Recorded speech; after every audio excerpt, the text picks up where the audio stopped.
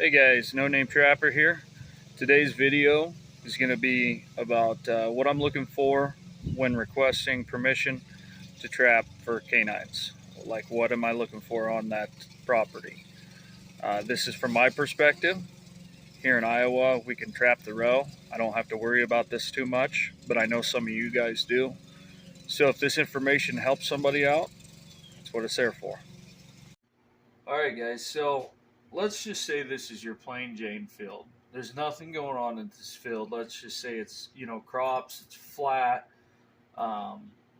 It can either be surrounded by fencing or landscape or maybe just crop lines, but this is just your plain Jane field. Not a lot going on. So the first locations I'm going to look is for coyotes and whatever is the drive. Entering the field, if there's a drive over here, one here, I'm looking at those because there's coyotes across there. So we're looking off to set some traps off the sides there.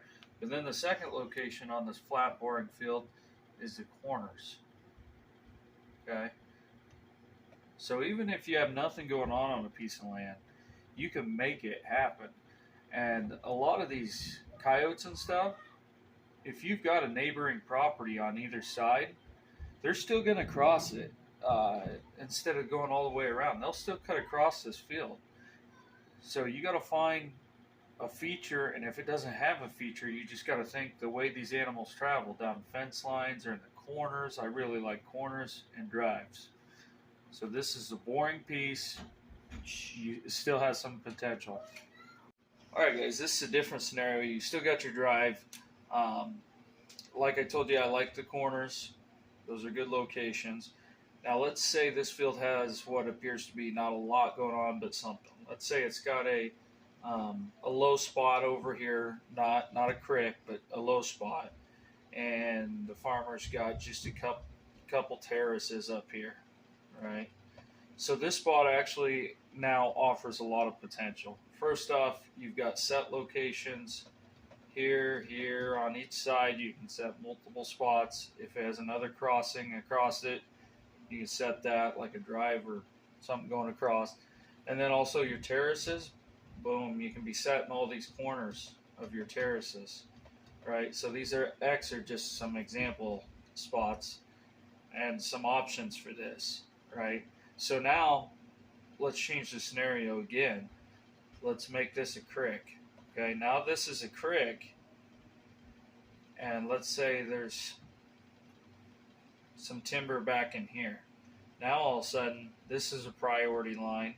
This is a pinch point travel way where you'd want to set very heavily, and so is this fence line going back over to that timber, There's a lot of scenarios like that, so you need to look at the land like that and look for that feature that stands out. What is it these animals want? Well, they want the same thing we all do: food, water, and a home, right? Some of them will make a home back here even, or that's where their food is. So anyways, that's just another example. This right here is a property I just would not go out of my way to gain permission. Now with that being said, if I got permission and I didn't have roe trapping like we do here in Iowa, I would trap it. It's flat. There's no dips really. I mean, there's nothing really going on except you see back there is the train tracks, right? So again, I would utilize what this field does have, which is along the train tracks fence there. And I think in the back there's a bunch of grass by some fence line. And there's one little dip in this field. Little dip, and I'd set it.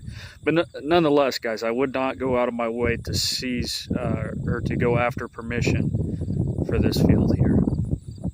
But, like I said, take every opportunity for what it gives.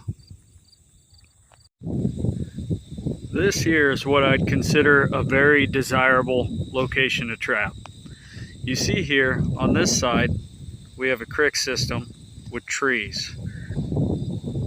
On this side, we have a fence line with rolling hills going up there, guys. And brush comes down each one of them. Look at that fence line. And it all leads back to timber that's part of this same property. This is a dynamite location, and it's even better because behind me is more timber on the opposite side of the road. And then the other side of this creek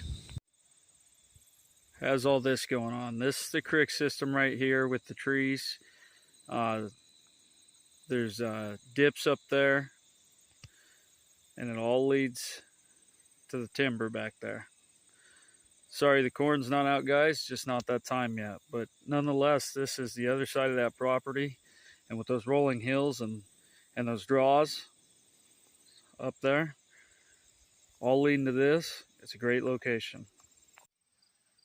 So guys, think food, cover, and water. I mean, these animals essentially need the same things we do, which is shelter, a place to live. They need food and they need water. If you have brush, you know, or timber or whatever, there's food for the predators. You got water, boom. You got all three things they need. So I hope this helps you out, guys. So guys, even a field that looks pretty standard and doesn't have much going on, you know, you can look at the neighboring properties, because let's say you're the empty field between a river bottom and timber. You know, they still need to travel those areas, right? It's a pain in the butt to go around them. It's easier to go right through them. So even a plain Jane field offers opportunity based on neighboring properties. But even when you get to looking at that boring field that's got nothing going on, what you need to look for is the features that I talked about in this video. You know, whether it's a low spot, whether it's a terrace, a pond, it doesn't take much. Now, with that being said, I always prefer some, you know, just because of where I trap, I prefer, you know, a timber in the back, you know, a river bottom, you know, stuff like that's what I tend to go for more often. But every property has potential, and that's the point of this video. So appreciate you guys watching.